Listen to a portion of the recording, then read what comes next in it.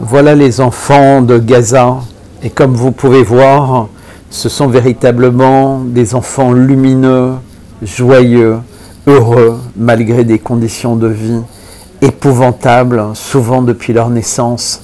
Et pourtant, des salauds essaient de vous faire croire qu'ils sont méchants, qu'ils sont des terroristes depuis leur plus jeune âge, alors qu'ils ne demandent qu'à sourire, ils ne demandent qu'à jouer, ils ne demandent qu'à être des enfants qui rêvent et qui peuvent dormir la nuit, apprendre à l'école et parfois devenir médecin, pilote d'avion ou autre, et penser à tous ces gens d'organisations humanitaires qui les font jouer. Dans le même temps, Israël encercle Gaza, a pris le contrôle de la zone entre l'Égypte et Gaza.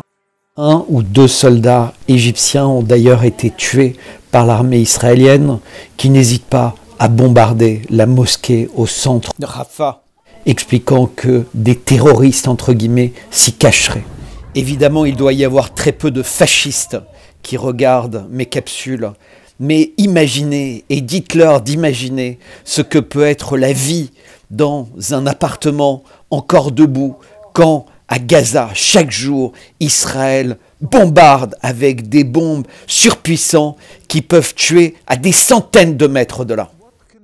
Comme l'explique ce rabbin, la communauté juive est très divisée sur l'attitude totalement satanique et contre tous les enseignements de Dieu, de ce gouvernement de Netanyahou qui est recherché par la Cour pénale internationale, en tout cas son procureur pour le moment, mais également maintenant la Cour internationale de justice qui parle de plus en plus clairement de génocide.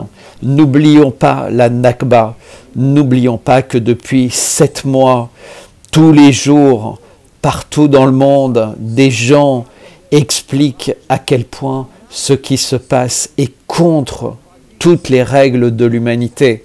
D'autant que le 7 octobre, il n'y a aucune certitude sur la réalité de ceux qui ont organisé cette attaque monstrueusement planifiée et réalisée et qui est censée justifier l'attitude du gouvernement israélien Netanyahou. Puis, ce rabbin explique à quel point le judaïsme s'oppose complètement à ce terrorisme, à ce vol de terre, à ces assassinats. Ils essayent d'expliquer aux dirigeants du monde à quel point ce qui se passe est inacceptable et que la communauté internationale devrait stopper ce massacre. Ils rappellent que l'histoire de cette zone était largement musulmane, chrétienne, et il y avait une minorité juive, mais même les juifs et le rabbin de Jérusalem de l'époque n'étaient pas d'accord avec le zionisme. Il expliquait que ces juifs, entre guillemets, européens, mais qui en réalité étaient des zionistes, n'avaient pas du tout compris quel était l'esprit de la religion d'Abraham. Et c'est très important de se rappeler l'histoire et surtout le besoin de paix et de respect. Beaucoup ont du mal à prendre au sérieux le rabbin précédent qui pourtant a une culture sur la Torah, sur la religion juive, sur l'histoire qui est de grande qualité.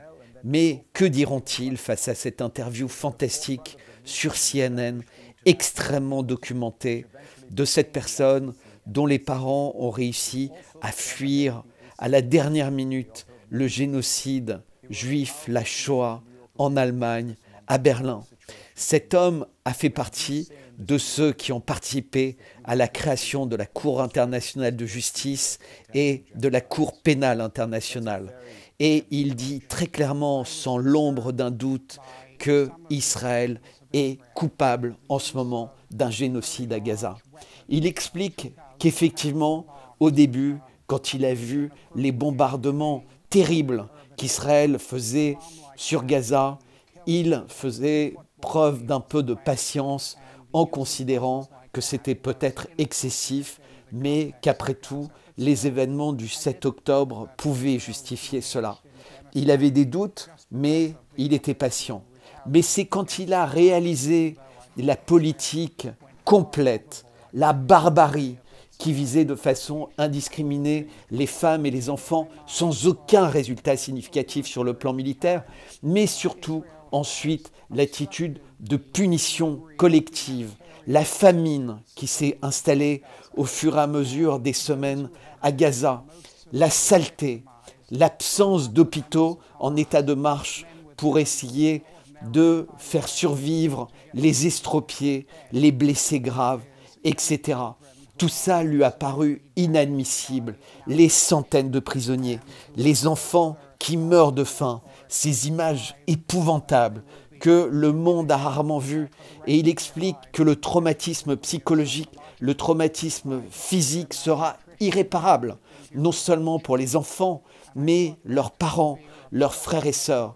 Et donc il dit, sans l'ombre d'un doute, lui également, qu'Israël est coupable de génocide, qu'il n'y a aucun doute, que des circonstances aggravantes au contraire, car il parle de ces colons qui détruisent les convois avant qu'ils ne soient livrés, mais il dit aussi que de toute façon, indépendamment de ça, les quantités sont totalement insuffisantes, que ce soit pour l'eau, que ce soit pour l'alimentation, que ce soit pour les soins, et il n'évoque pas l'absence totale de possibilités pour les adolescentes et les femmes d'avoir une hygiène quotidienne, une hygiène intime, satisfaisante. Il parle également des convois humanitaires, des journalistes, toutes ces personnes de profession médicale qui ont été tuées, qui ont été visées de cette tentative d'intimidation de la Cour pénale internationale, mais également de la tentative de détruire et de déstabiliser l'UNRWA et d'obtenir que les États-Unis suspendent, comme la France et comme d'autres pays, leur financement de cette organisation vitale pour la Palestine. Comment ont-ils réussi? Tout ça, ce sont des circonstances aggravantes. Regardez ces images de colons qui détruisent ces convois humanitaires pourtant si indispensables alors que la police et l'armée sont présentes et qu'ils ne font rien. Ce sont des tonnes qui sont détruites. Ce sont des chauffeurs de camions qui sont intimidés, qui sont menacés. C'est cette impression de surpuissance qui est une circonstance aggravante à ce génocide, qui est une circonstance monstrueuse et qui montre la barbarie qui s'est installée au sommet de l'État israélien et de nombreux colons. Ces destructions doivent s'arrêter. Israël doit être condamné et que la rue, les gens qui se battent en Israël contre ces exactions soient enfin écoutés parce que sinon les choses finiront très très mal. Pour lui, les accusations d'antisémitisme que Netanyahou et un certain nombre, y compris dans les gouvernements et au sommet du pouvoir aux États-Unis, accusent la Cour pénale internationale et la Cour internationale de justice sont dégradantes. Quand ces gens accusent ces contre-pouvoirs d'antisémitisme, c'est non seulement dégradant, mais c'est une insulte à tout ce qu'est la religion juive et à tout ce que les juifs ont pu vivre et traverser dans l'histoire. Lui dit que accuser aujourd'hui, comme il le fait, le gouvernement Netanyahou et l'État d'Israël de génocide est une accusation qui est très grave, et d'autant plus grave pour lui que si un État n'aurait jamais dû être coupable de cela, c'est bien l'État juif, et que l'État juif perpètre de tels actes pour qu'il puisse lui-même en conclure qu'il y a un génocide, c'est abominable. Et il rappelle que pour que le monde puisse vivre heureux, tous les pays du monde doivent respecter les peuples. Partout, sur tous les continents, des tornades, des cyclones, des inondations, des affaissements de terrain. À croire que la nature se fâche, Mais en réalité, on peut en douter quand on connaît l'ingénierie climatique, les chemtrails, tout ce travail de sape pour peut-être nous éloigner du soleil. Et ce président américain complètement grabataire qui raconte des choses que personne ne comprend, qui tombe sans cesse et qui maintenant ose expliquer que les Américains seuls ont sauvé le monde à maintes reprises et en particulier ont défait les fascistes en Europe pendant la Deuxième Guerre mondiale, en oubliant que ce sont les Russes qui ont donné plus de 27 millions de vies pour nous débarrasser du nazisme. J'ai sélectionné ce court extrait de Macron. C'est pas pour vous faire écouter ce qu'il a à nous dire, c'est de l'hypnotisme. Ce sont ces méthodes pour essayer de corrompre les esprits. Il est dans une campagne de pub et pour ceux qui en doutent, il est véritablement là pour obtenir un pacte avec lui-même, un pacte avec le diable qui réussirait à convaincre des millions de personnes de croire aveuglément à ses balivernes, à sa manière de dire l'inverse de ce qu'il pense, l'inverse de ce qu'il fait, puisqu'en réalité, il ne cherche qu'une chose, le chaos, la destruction de l'humanité et finalement la fin des temps pour l'espèce humaine, car c'est ce qui est en réalité son projet. Lavrov est très sibyllin lorsqu'il explique que ceux qui veulent mettre la Russie à genoux, il est curieux de voir qui et comment il pourrait y parvenir, car ça lui paraît tout à fait improbable. Sans Russie, le monde n'existera plus. Hier, à Paris, plus de 10 000 personnes se sont rassemblées dans les rues, en gaillardie par ce qui arrive au niveau de la Cour pénale internationale de justice et de la CIJ, mais également par les horreurs que l'État d'Israël de Netanyahou fait subir depuis si longtemps aux Palestiniens. Car les choses n'ont pas commencé le 8 octobre, elles ont commencé depuis longtemps et les Israéliens vivent une Nakba permanente. Pourtant, alors que la manifestation était paisible, comme vous le voyez dans les images, eh bien, la police, comme à l'époque des Gilets jaunes, utilise la force, utilise les gaz lacrymogènes et espère sans doute une violence venant des manifestations qui pourrait être utilisée pour, d'une part, en blesser, en enfermer certains, mais surtout faire passer les images à la télé selon lesquelles ceux qui s'opposent à l'État d'Israël et soutiennent la Palestine seraient des méchants, des dangereux, des personnes qui veulent déstabiliser l'État français. Comme on le voit, il n'en est rien. Les Palestiniens et ceux qui les défendent sont calmes, ce sont des civils paisibles, mais qui sont en réalité pourchassés par ceux qui prétendent disposer d'une force légitime pour les briser. Pour conclure cette introduction, j'ai trouvé intéressant de vous montrer Kadyrov avec une partie de son état-major qui visite les rues de la capitale d'Ouzbékistan, Tarkent, qui a été mis aux couleurs, comme vous voyez sur les tours, de la Russie. Il est dans les rues, il est extrêmement serein, il n'a pas beaucoup de gardes du corps autour de lui et il est fasciné par les fontaines, par les lumières et surtout par l'accueil de la population. Vous remarquez et vous remarquerez dans toute la vidéo à quel point les marques occidentales, Hilton, Microsoft, etc. sont omniprésentes parce que les pays comme l'Ouzbékistan sont visés par l'Empire et ses grandes marques pour essayer de les séparer et de les détacher de la Russie, pour essayer même de les convertir en ennemis du peuple russe, comme c'est le cas par exemple avec l'Ukraine.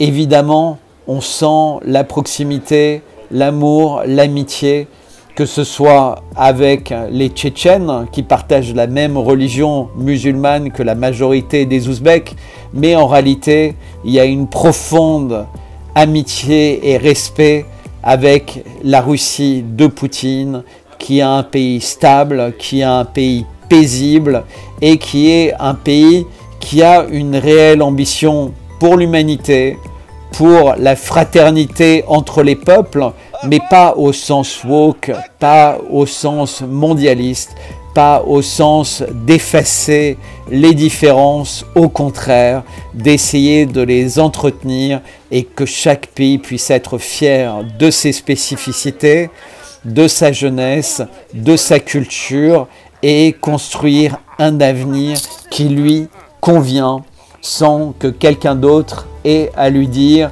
ce qui est bien ou mal. Les peuples doivent décider de leur avenir. Comme beaucoup, je pense que j'avais été horriblement choqué au moment des événements du 7 octobre. Je n'en revenais pas.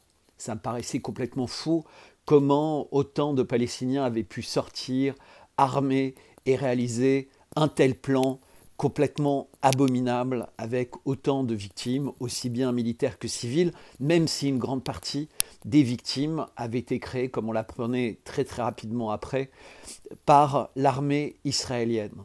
Mais depuis, des éléments montrent que les perpétrateurs, les organisateurs, ceux qui ont tiré les ficelles, ne sont peut-être pas ceux auxquels on pense.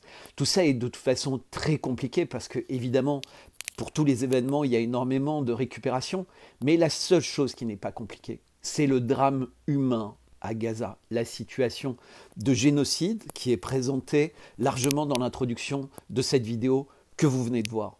Dans la suite de cette vidéo, ce que vous allez voir et entendre est peut-être le début d'une explication, puisque je parle d'Epstein, et Epstein est peut-être un moyen de comprendre pourquoi dans de nombreux États, il y a une corruption, une collusion de la plupart des membres des partis politiques, des personnes qui dirigent, avec la politique satanique et machiavélique dont font preuve certains États, dont en particulier l'État d'Israël de Netanyahou. C'est un cauchemar, encore une fois, ce qui se passe là-bas.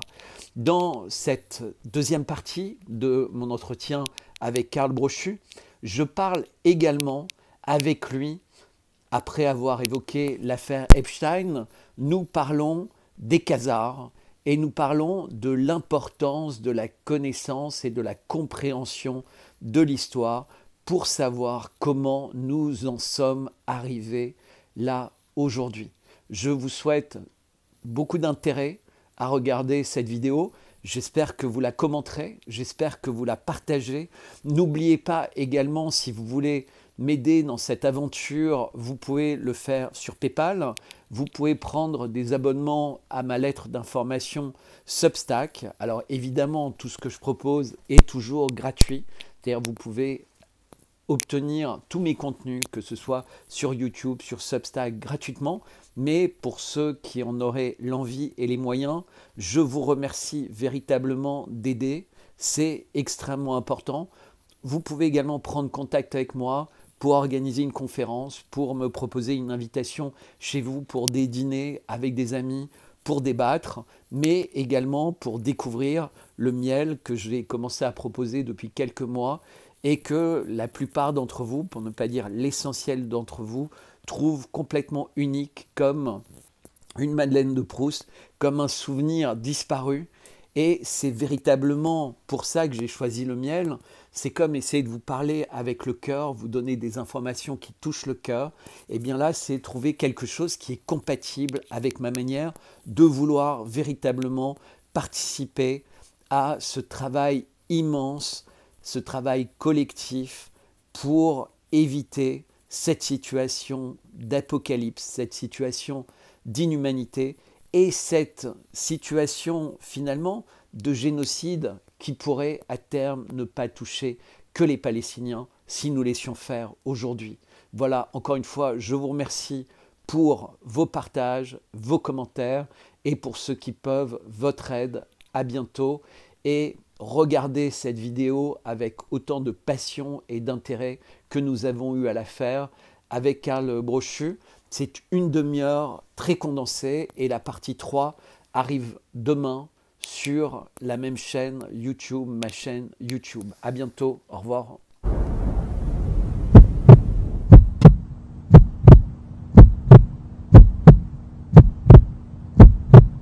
Cette affaire-là des casards, là, moi, je connaissais pas ça il y a 6 mois. Ça prend des gens comme toi qui connaissent bien l'histoire pour nous expliquer un peu comment ça a évolué, qui était à l'origine de ces casards-là. On dit que dans les années 700, ils se sont convertis à la religion juive, mais c'est ça, il y avait toutes sortes de rituels bizarres. Alors, il n'y a pas une date qui dise, là, ils ont arrêté de faire ça en telle année. Si, mais je vais t'en parler. Mais d'abord, je voudrais quand même juste revenir un peu en arrière pour Epstein. Juste un peu, je ne vais pas rentrer trop dans le détail, mais c'est très intéressant. Oui. Vas-y, tu as tout ton temps. Donc, on a cette personne qui est devenue extraordinairement puissant et personne n'a jamais véritablement compris comment il était devenu aussi riche pour avoir un avion qui s'appelait le Lolita Express, posséder une île, etc., avec des temples bizarres, mais surtout que tous les plus grands du monde soient allés sur cette île. Donc, qu'est-ce qui s'y passait? Je ne veux même pas parler de ça. Ça, je laisse les gens imaginer ce qu'ils veulent, dire ce qu'ils veulent, etc. On a tous une idée assez précise, mais je crois que c'est bien pire que ce que tout le monde imagine. Bien, bien pire. Et que des îles comme celle-là, il y en a d'autres bien plus discrètes, bien plus efficaces, mais celle-là servait, à mon avis, à corrompre des puissants. C'était ta question. Il y a d'autres îles équivalentes, mais qui ne servent pas à corrompre des puissants, qui servent uniquement à rendre des services à des gens très riches. Et on évoquait les fermes à organes, les cliniques privées, etc., etc., où on utilise des cellules souches ou des organes ou pour faire rajeunir des gens. Mais reprenons. Il est mis en prison. Il fait une première tentative soi-disant de suicide qui échoue. Donc il est censé ensuite être surveillé 24 heures sur 24 par plusieurs gardiens avec des caméras. Et les caméras tombent en panne. Il réussit, on ne sait pas comment, à se pendre. Il meurt parce que non seulement les caméras sont en panne, mais les gardiens qui sont censés passer régulièrement dans la cellule, ils ont une grosse commission, ils ont un gros machin, mais ils sont jamais sanctionnés, les mecs en question. Et en plus, c'est deux types qui remplaçaient deux autres qui connaissaient mieux. Et les deux autres disent, mais on n'avait jamais voulu être remplacés, on a été remplacés à cette date-là. Mais un peu comme l'assassinat de Kennedy, un peu comme tous ces trucs-là, les gens qui ont envie de parler, ou pour le 11 septembre, en fait, personne ne veut les écouter. Donc, on n'utilise que des pistes qui conviennent. Donc, il meurt. Et finalement, il y a un procès de Maxwell, machin, mais on voit jamais la liste, c'est pas publié, on a ceci. Donc, en fait, le truc reste très vague, ce qui fait que personne ne peut s'exprimer, puisque tant que tu n'as pas véritablement de condamnation ou de fait, eh ben, tu es dans le domaine de la diffamation, du risque. Donc, le flou, en fait, profite aux criminels et aussi, ça permet à des gens de faire des théories qui sont complètement délirantes. Parce que quand tu crées ça, tu as des gens qui se mettent à inventer des choses qui ne tiennent pas la route. Et ça, c'est une force de la CIA et de toutes ces organisations, c'est qu'elles réussissent à créer des choses qui sont tellement invraisemblables que tous les gens qui voudraient avoir une approche sérieuse, par exemple les gens qui disent « mais si Epstein était lié au Mossad et à des milliardaires sionistes qui veulent faire avancer un agenda », eh bien ces gens-là, en fait, ils vont pas pouvoir véritablement avancer dans ce domaine, puisqu'en fait, leur voix va être éteinte parce que le fait de prononcer Epstein devient le cœur de théories de complot ou de risque d'être arrêté. Et pourtant, c'est intéressant de poursuivre ces pistes-là, puisqu'on se rend compte que toutes les personnes qui ont été invitées chez lui sont liées de près ou de loin à la politique sur le climat, à la politique sur le Covid, à la politique contre la Russie, à la politique contre l'Iran, à la politique très favorable à Israël, y compris quand Israël, il y a le procureur de la Cour pénale internationale qui veut faire un mandat d'arrêt. Et là, bizarrement, les juges ont peur parce qu'en fait, ils sont tellement menacés, mais de vie. Et pareil pour la Cour internationale de justice, mais qui a quand même osé, à cause des pressions et du dossier de très grande qualité de l'Afrique du Sud, a donné injonction à Israël d'immédiatement arrêter sa campagne à Rafah. Mais non seulement Israël n'a pas arrêté sa campagne à Rafah, mais ils viennent même de tuer 2 soldats égyptiens à Rafah. C'est-à-dire que sur le territoire égyptien, il y a 2 soldats qui ont été tués par l'armée israélienne et Sisi, le président, il ne réagit même pas. Mais imagine si l'Égypte faisait partie de l'OTAN. Ce serait la guerre immédiate contre Israël. Puisque l'article 5, qu'a essayé de mettre en place plein de fois Volodymyr Zelensky, même quand il y avait eu 2 paysans polonais qui avaient été tués par une de ces bombes qui était partie dans la mauvaise direction, il avait essayé d'exiger l'article 5 de l'OTAN et dire vous êtes en guerre contre la Russie parce que la Russie a tué des personnes en territoire polonais. Et là, Israël vient non seulement de tuer des personnes, mais elle a tué des militaires en territoire égyptien. Et personne n'en parle. C'est pas grave. Et les médias israéliens qui avaient sorti l'information, parce qu'évidemment les médias égyptiens ne sortaient pas, puisque l'Égypte n'allait pas protester trop vite, eh bien, toute l'information a été sortie des médias. Heureusement, il y a eu des gens qui ont pu vérifier. Mais c'est un acte de guerre déjà qu'Israël ait pris le contrôle de la frontière à Rafah, qui dépend en droit international de l'Égypte. C'est-à-dire qu'il y a un accord international pour dire qu'il y a des frontières qui dépendent d'Israël et des frontières qui dépendent de l'Égypte. Et donc Israël a pris le contrôle sans demander son avis à l'Égypte dans le cadre de son invasion terrestre de Rafah, pour véritablement encercler, entre guillemets, toute la population et la bombarder.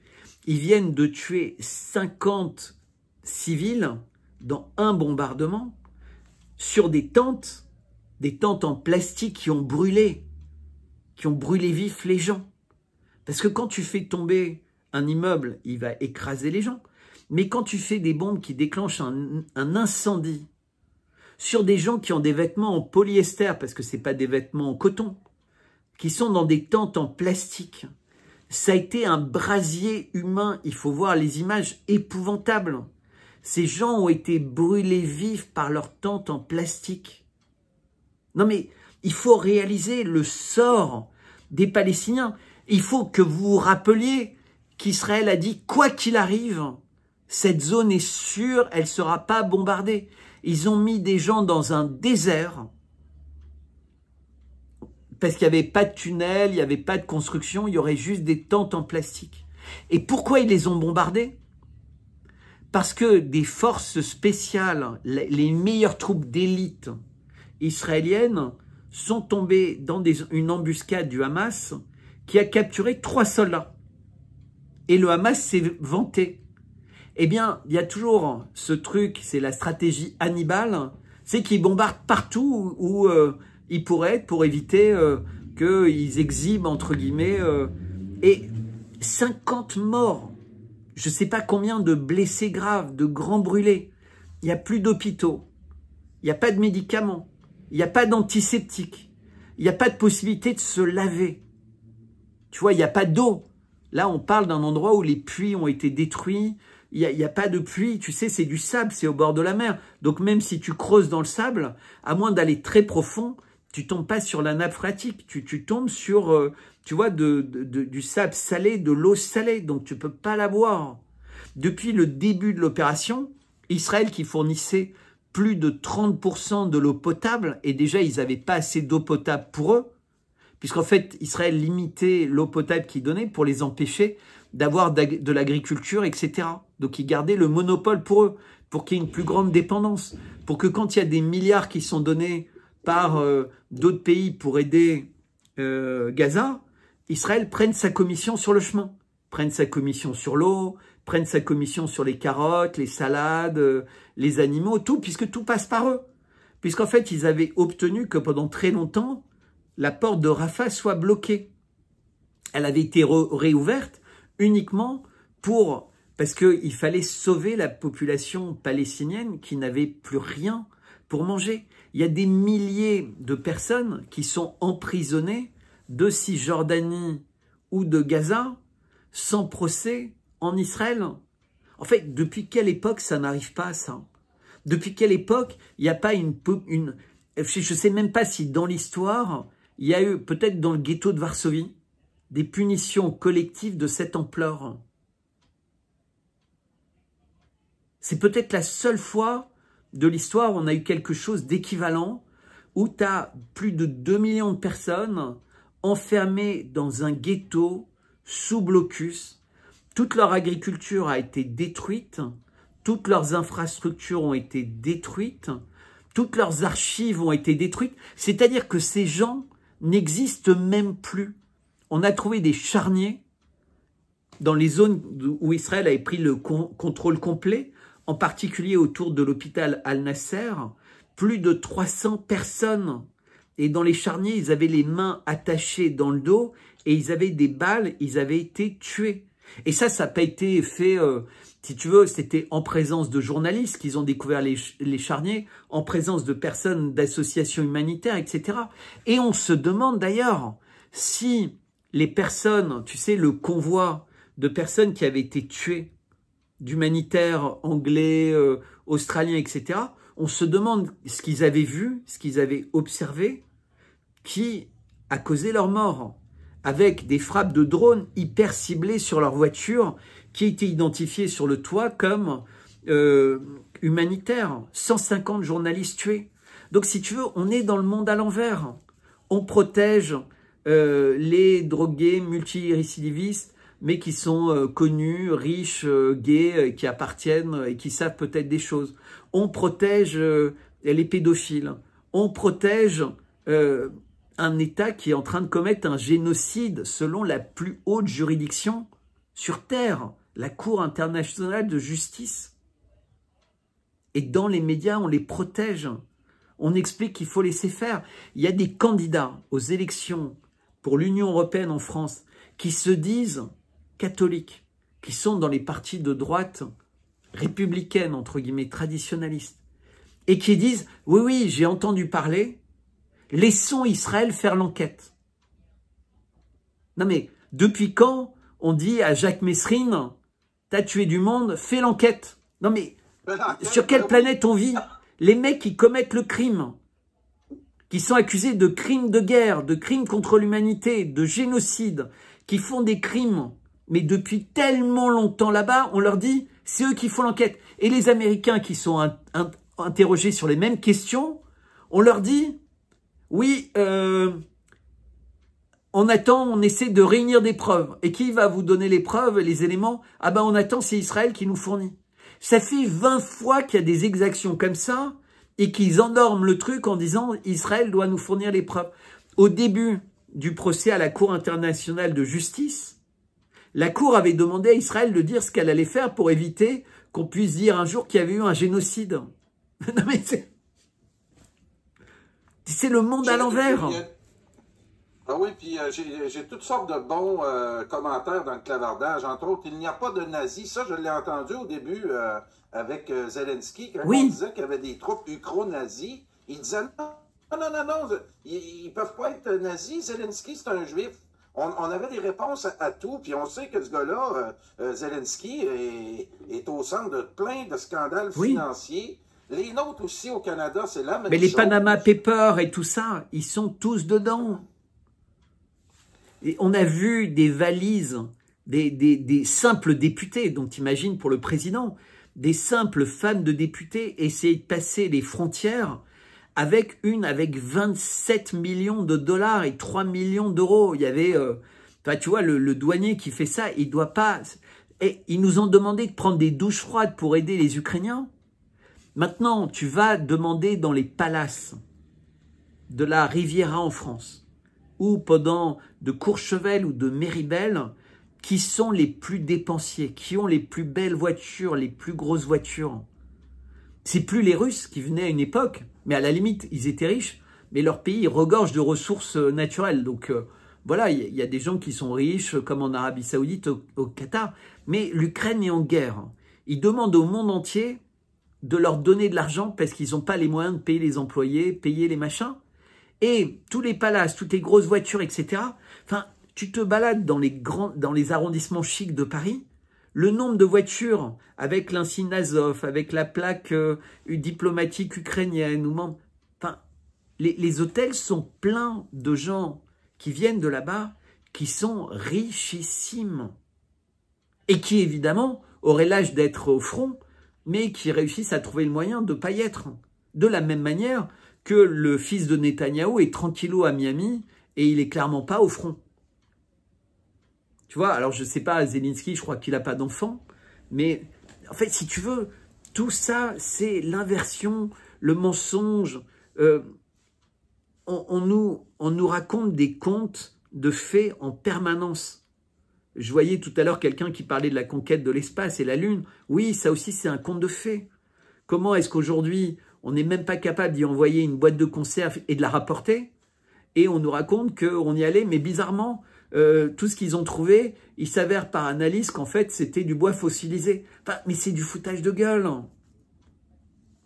Écoute, ça, Bertrand, c'est un dossier moi, j'ai fait une publication sur ma page Facebook, puis il y a des gens ils ont dit, ben non, là, on y a été sur la Lune.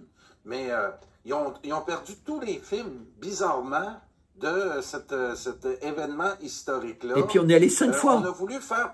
Hein? Et puis 5 fois, pas une fois, 5 fois. Ah oui, puis ils ont voulu faire promettre sur la Bible les 3 astronautes qui auraient marché sur la Lune, puis ils ont toujours refusé. Il y a quand même des questions à se poser là-dessus aussi, là, quand même. Puis aujourd'hui, comme tu dis, ils ont de la misère à envoyer une canne de conserve sur la Lune, ils sont même pas capables. Il y a beaucoup de questions à se poser, mais quand on réussit à trouver un scandale comme Zelensky, comment tu appelles ça, le paper... le Panama Paper.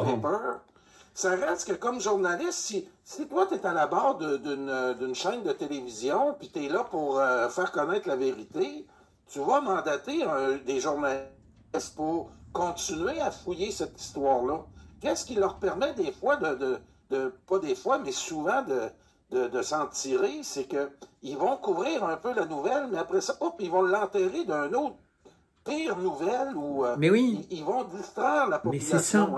Mais c'est ça. Mais ils nous distraient, mais en même temps, c'est des distractions qui servent leur agenda. Quand ils nous distraient avec l'Eurovision, avec un vainqueur binaire, avec la chanson de l'israélienne, en fait, ils ratissent hyper large. Parce que il y a le chanteur musulman français Slimane, la chanteuse israélienne, mais qui a revu un peu ses paroles et qui est très belle et qui est obligée d'avoir 120 gardes du corps. Si tu veux, tout est n'importe quoi. Et il nous distrait.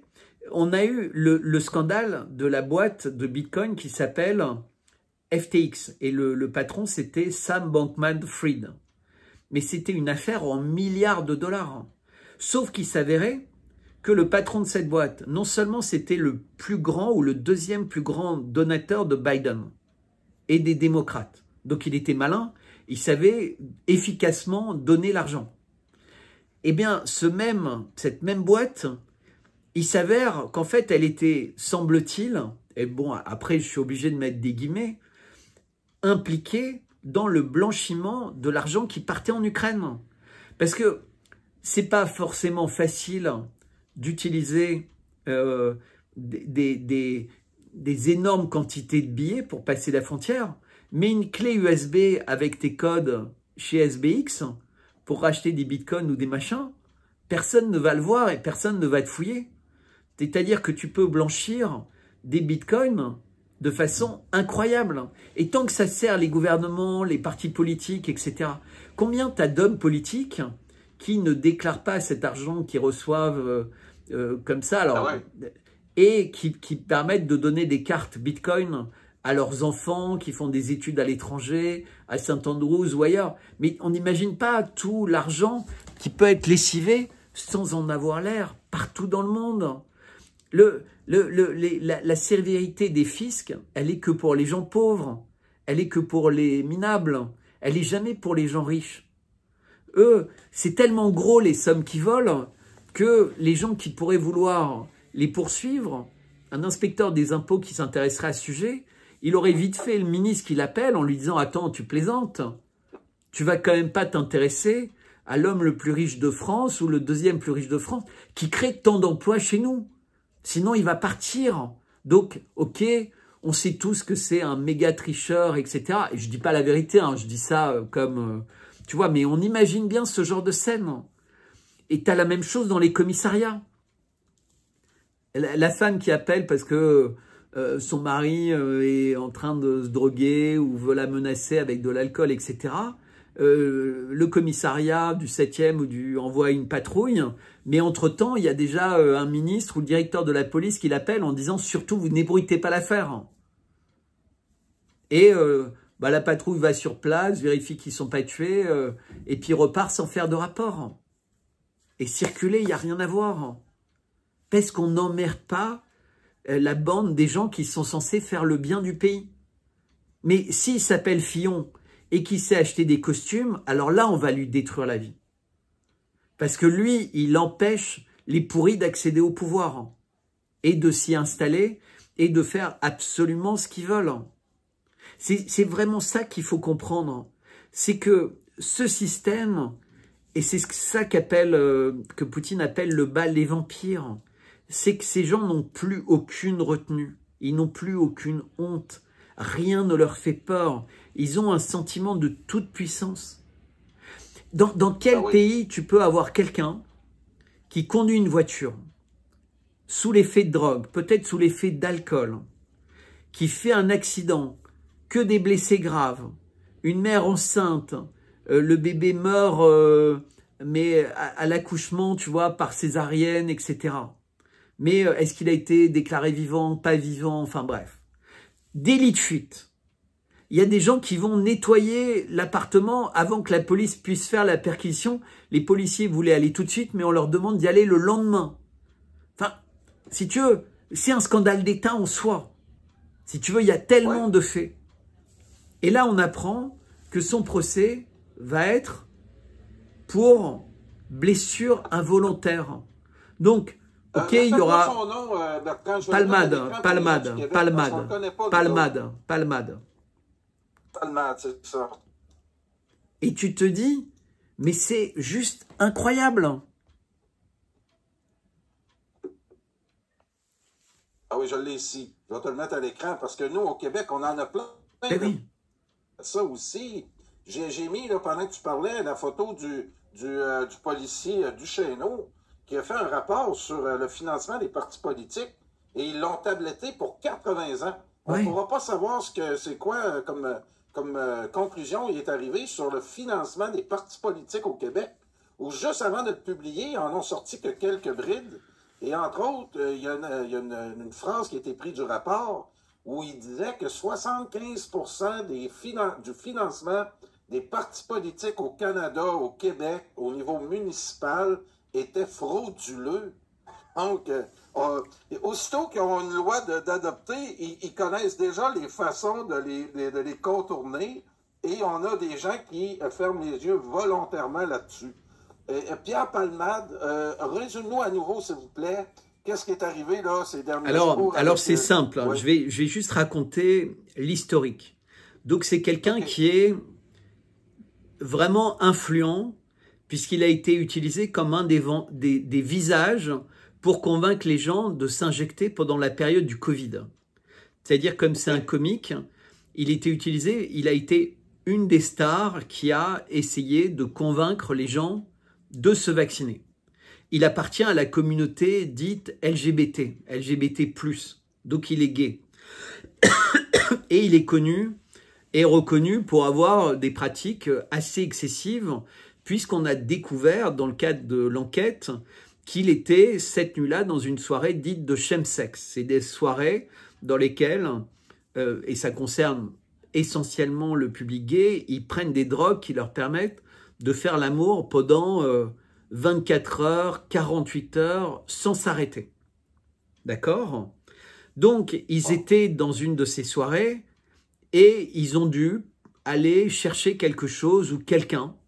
Et donc, ils sont partis. Et cette drogue, elle te donne un sentiment de toute puissance. Tu n'as pas l'impression d'être fatigué. Tu n'as pas l'impression que ça fait des heures, des dizaines d'heures que tu baises, entre guillemets. Et donc, tu prends le volant sans imaginer que tes réflexes sont émoussés, que ta vision est émoussée, mais que surtout que tu es quand même vraiment fatigué. Tu vois, c'est un peu comme le Captagon, si tu veux, la drogue des terroristes ou des soldats fanatisés, tu vois, qui peuvent faire des choses folles. Ils perdent le discernement. Donc, ils vont chercher ce qu'ils allaient chercher et ils revenaient dans la maison où tout ça se passait. Et sur le chemin, évidemment, ils ont changé de voie sur la route et ils ont heurté une voiture qui arrivait en face, dans laquelle il y avait toute une famille. Et dans cette famille, il y avait une femme enceinte, je crois qu'elle était enceinte de 6 ou 7 mois, 7 mois, je pense, et l'enfant est mort, né ou mort, enfin, où il n'a jamais vécu et il a été... Enfin, bref, il y avait tout un débat. Est-ce que l'enfant était né? Puisque en France, comme dans un certain nombre de pays, on considère que l'enfant est né pas quand il est viable, mais quand il a vraiment vécu. C'est-à-dire que l'enfant, on sait qu'à 5 mois ou 6 mois dans le ventre de sa mère, maintenant on sait le maintenir en vie. Donc si la mère mourait ou s'il se passait quelque chose, en fait l'enfant est viable. Mais il n'est pas vivant. Pour être considéré comme vivant, il faut qu'il pousse son premier cri. Donc déjà, il y avait eu tout un truc de l'autopsie. Donc c'était horrible parce que la mère, elle avait un enfant dans son ventre en pleine forme qui allait vivre. Et on a expliqué qu'en fait, non, il fallait faire une autopsie pour savoir si l'enfant avait jamais existé. Et donc on lui a dit, ben non, en fait, votre enfant, il a jamais existé. Enfin, qu'il a existé, mais c'était une partie de vous. Donc c'est comme un avortement en fait. Le médecin n'a pas tué l'enfant, donc Palmade n'a pas tué l'enfant, la mère n'a pas tué l'enfant, personne n'a tué l'enfant. En fait, il n'existe pas. C'est pour ça qu'on est dans le cadre d'une blessure involontaire. C'est-à-dire qu'il décide que cet enfant n'est pas né, il n'a pas vécu. Donc on a non seulement eu cet avortement, entre guillemets, puisque c'est ça qui s'est passé, et donc il n'est pas coupable, mais donc il est accusé de blessure. Ils sont tous défigurés. C'est-à-dire leur vie est détruite. C'est des dizaines d'opérations. La voiture des accidentés en face, détruite. Voilà, tu vois l'état de la voiture. Donc tu imagines l'état des gens qui étaient dans cette voiture. Eh bien, il y a eu délit de fuite. Donc ils ont fui. Ils ont été retrouvés après. Donc ils ont passé des coups de fil. On n'a jamais véritablement su à qui passer le coup de fil. Mais ce qu'on sait, c'est qu'il y avait une soirée de chemsex et quand ils sont arrivés, plus de traces de drogue, plus de traces de machin. Il paraît qu'il y avait des personnes importantes liées à des ministres, voire même des ministres. Donc, et tout ça, finalement, l'enquête ne l'a jamais déclaré. Qui était partie prenante de ça? Est-ce qu'il y avait des personnes, des autorités ou des personnes responsables qui l'ont laissé prendre le volant? Tu sais que si tu es dans un bar et que tu bois trop et que tu as un accident, le patron du bar est incriminé. Et donc, il est formé pour éviter ça. Est-ce qu'il y avait des gens, des avocats, d'autres personnes dans cette soirée qui ont laissé Palmade prendre la voiture pour chercher quelqu'un ou quelque chose ou autre et qui a entraîné toutes ces blessures? On ne sait rien.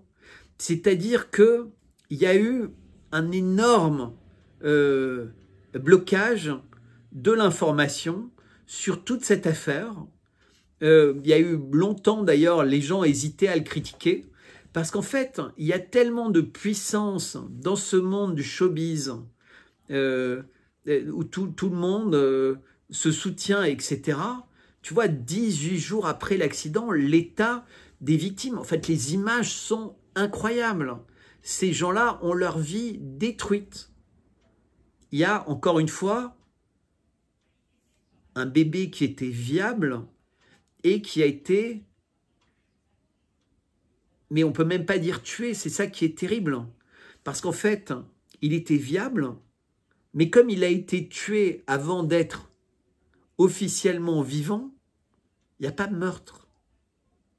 Et il y a eu, je crois, 3 expertises. Une expertise qui a dit il était vivant, une expertise qui a dit on ne sait pas trop, et une expertise qui a dit il était mort.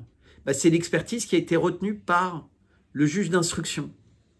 C'est-à-dire que, compte tenu de la loi, et je ne fais pas de lien entre la constitutionnalisation de l'IVG et cet événement, mais le fait de constitutionnaliser le fait que ce n'est pas un meurtre d'enfant de faire un avortement, eh bien là, quelque part, cet enfant est mort comme s'il avait été avorté de force, mais il n'y a pas eu meurtre de l'enfant.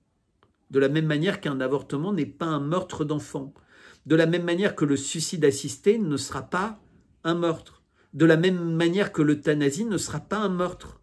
Et donc on a un rapport à la vie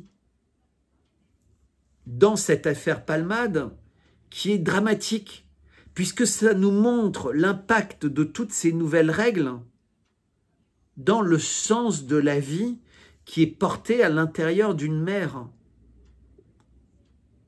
On ne considère plus qu'il y a une vie qui est en train, qui existe déjà, et qui est autonome de la maman qui a démarré. Et tout ça, on nous a trafiqué le cerveau.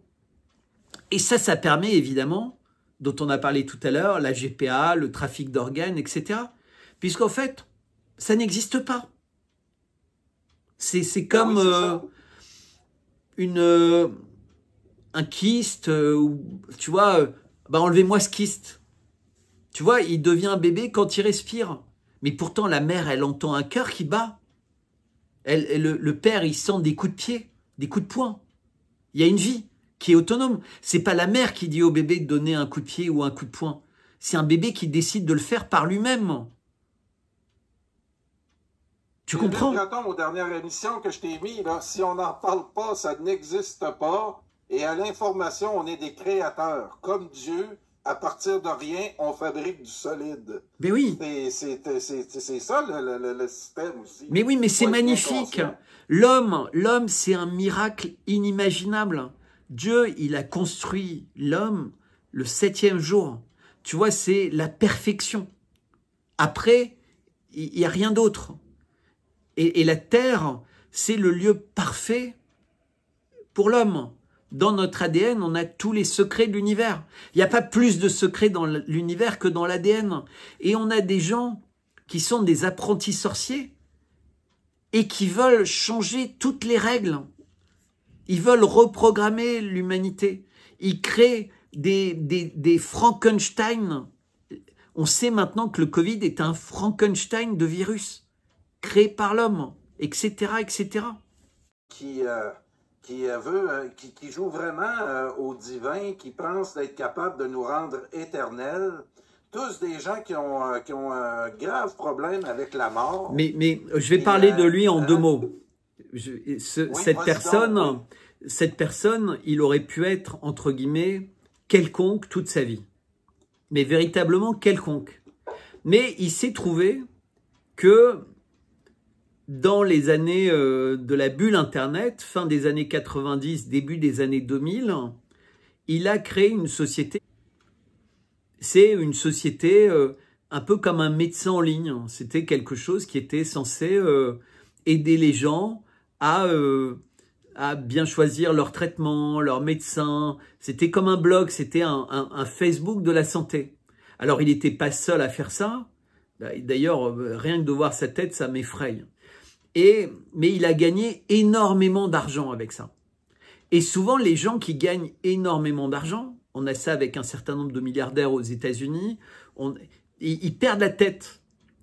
Et ils pensent que, compte tenu de leur richesse et de leur intelligence, parce que c'est comme s'ils avaient gagné au loto de la vie par leur propre talent, entre guillemets. Alors, ce serait intéressant de creuser toute l'histoire, entre guillemets. Et donc, il s'est mis à avoir un amour immodéré pour une science Frankenstein, entre guillemets. Puisque quand tu es riche, tu peux avoir accès aux cellules souches, tu peux avoir accès aux greffes d'organes, tu peux avoir accès à tout, tu es invité partout, tu sillonnes le monde. Et donc, il était invité et il a rencontré plein de gens qui travaillaient sur le clonage, il a rencontré des gens qui travaillaient sur l'intelligence artificielle. Mais quand tu es croyant, quand tu crois en Dieu, que tu sois chrétien, musulman, etc., tu crois et tu respectes Dieu. Mais quand tu es comme lui, que tu ne crois qu'en l'argent et en une forme d'intelligence, tu crois que l'homme est bien supérieur à Dieu. Et d'ailleurs, tu ne crois même pas en l'existence de Dieu. Tu ne crois qu'en l'homme. Eh bien, ton cerveau, quand tu vois ces gens qui font toutes ces recherches, les ordinateurs super puissants, l'intelligence artificielle, la vitesse des progrès, etc., comme au fond, en fait, tu es débile. Parce que quand tu ne crois qu'au cerveau et tu ne crois pas au cœur, tu ne crois pas à l'âme, tu ne crois pas à tout ça, en réalité, tu n'es qu'un sombre crétin. Tu es vraiment un abruti, en fait. Tu es un homme très limité. Puisqu'en fait, l'homme, il est génial quand il sait connecter tout ce qui lui a été donné. Il sait connecter son âme, son cerveau, son cœur, son histoire. Tu vois que tu es capable de chercher en toi tout ce que tu ne réussis même pas à intellectualiser. Et on sent qu'on est même capable parfois d'être connecté avec d'autres personnes, même quand elles ne sont pas là. On ne sait pas l'expliquer, mais on est capable de ressentir, on est capable d'avoir des intuitions, on est capable d'avoir des émotions, on est capable de ressentir la peine que quelqu'un qu'on aime vit quelque part. Et donc, cette espèce de sombre crétin, en fait, comme il est idiot, il croit que la science a des capacités infinies. Ce qui évidemment est faux, puisque la science a des capacités qui sont limitées par définition, par construction, puisqu'elles sont limitées par nous, humains, on est limité, on est imparfait. Et la merveille de l'humanité, c'est notre imperfection. Parce que qu'est-ce qu'on serait chiant si on était parfait? Tu vois, on n'aurait aucun intérêt. C'est ça. C'est comme dans une personne, on aime ses défauts autant que ses qualités. Parce que c'est ça qui fait la merveille d'une personne. Et quelqu'un comme lui, en fait, il est con. Parce qu'il pense qu'il pourrait vivre éternellement à l'intérieur d'une machine, à l'intérieur d'un microprocesseur.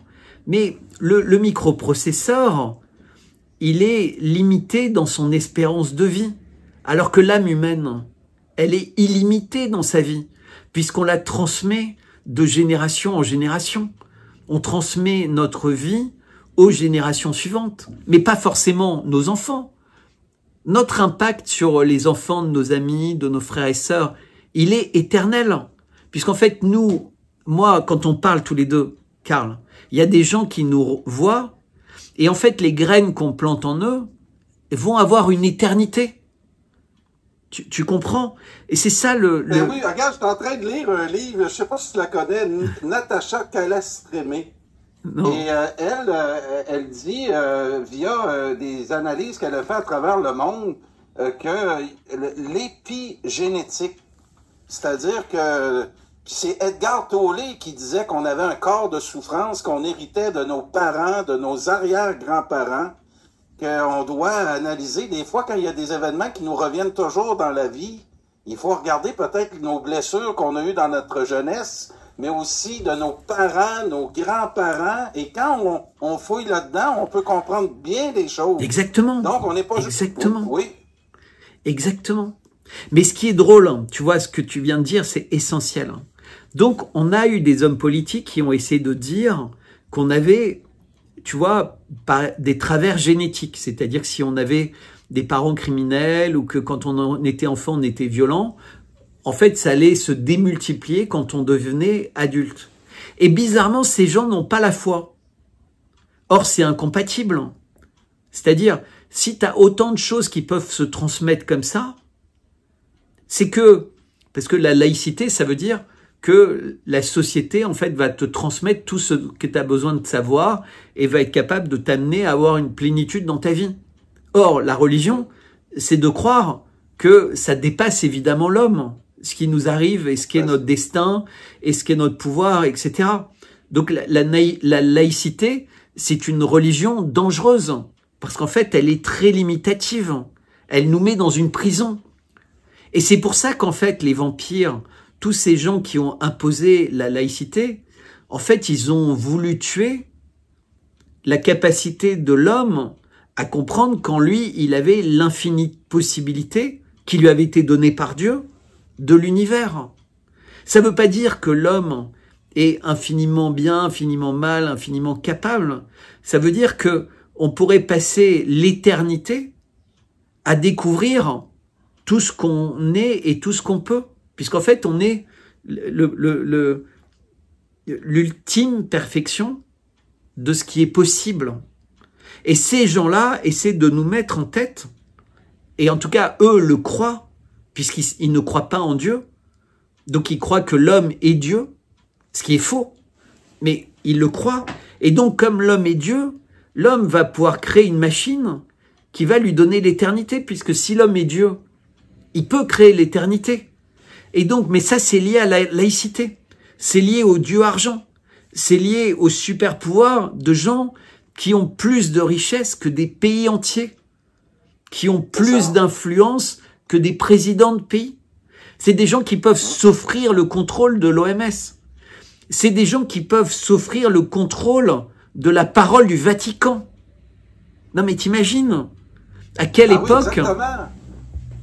Merci Bertrand de nous bien nous vulgariser ça, c'est super intéressant parce que moi j'ai réalisé, je t'en ai parlé un peu dans d'autres émissions, on est une partie du divin. Mais oui. Qui est, mais toute la terre, mais nous on est le produit ultime. La mort fait partie de ça. Exactement. Oui. Nous on est le produit ultime. C'est pour ça que on peut tourner les choses dans tous les sens, mais véritablement.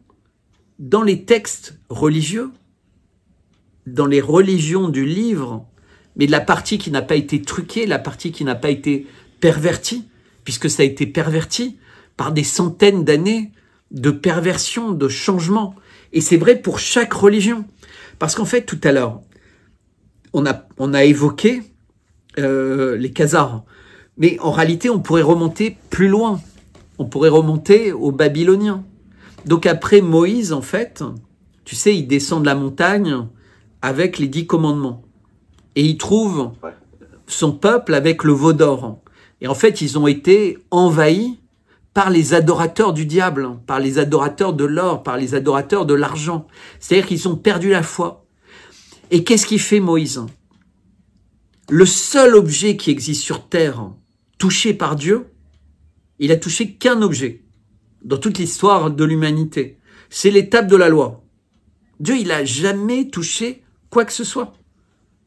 Il a juste, le seul, c'est l'étape de la loi.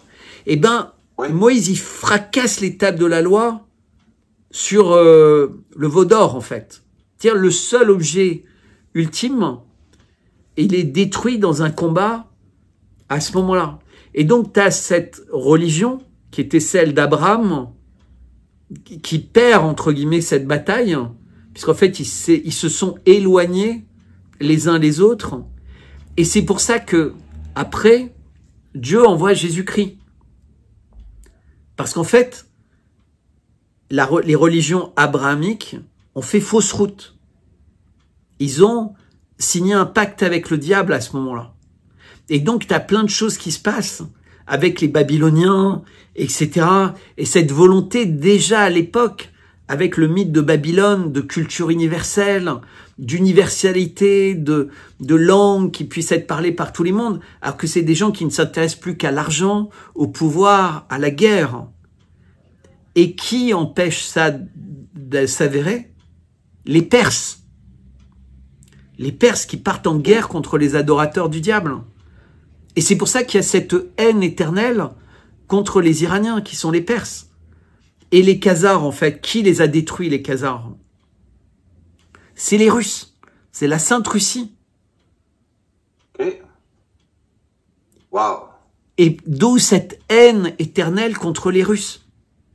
C'est pas tellement par rapport à leur pétrole ou leur gaz. c'est parce qu'en fait, ils ont empêché un événement prématuré. Et aujourd'hui, pourquoi ils sont très alliés? Et très alliés aussi avec les Chinois. Parce qu'ils ont compris ce qui était en train de se passer. Ils ont compris cette guerre entre le bien et le mal. Mais je vais vraiment dire quelque chose qui est très important là maintenant, et il faut vraiment écouter attentivement.